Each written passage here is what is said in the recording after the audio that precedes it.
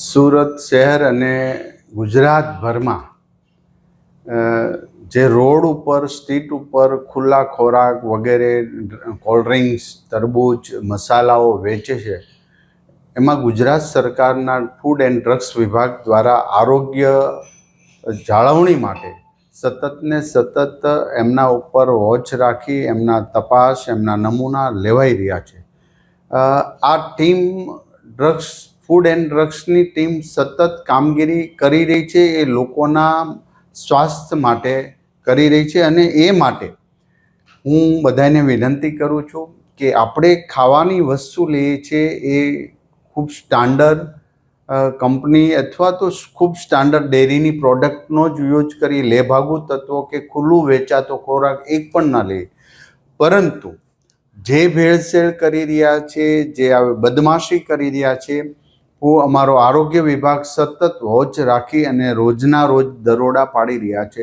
1,21,00,000 જેટલી દવાઓ ડ્રગ્સની અંદર ભેળસેળ અને નશીલી દવાઓ વગેરે શંકાસ્પદ દવાઓનો જથ્થો સીલ કરી દેવામાં આવ્યો છે।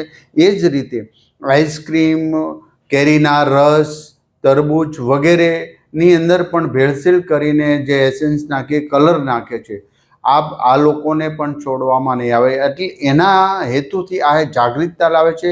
અમારા 32 રથ યાની કે વાન ઓન રોડ પર પૂરા ગુજરાતની અંદર અત્યારે ફરી રહ્યા છે ને સમયાંતરે ગમે ત્યારે ગમે ત્યાં એના ટેસ્ટ અને ફૂડ વાનની અંદર જ એમના પ્રાથમિક બેઝની ટેસ્ટ કરવામાં આવે છે, જેથી કરીને ખોરાક ખાદ્ય છે કે અખાદ્ય છે તુરંત જ નિકાલ ત્યાં કરી દેવામાં આવે છે। પરંતુ હજી એક પણ અમારી ઝીરો ટોલરન્સની નીતિ સાથે સરકાર કામગીરી કરી રહી છે, એક પણને બક્ષવામાં નહીં આવે।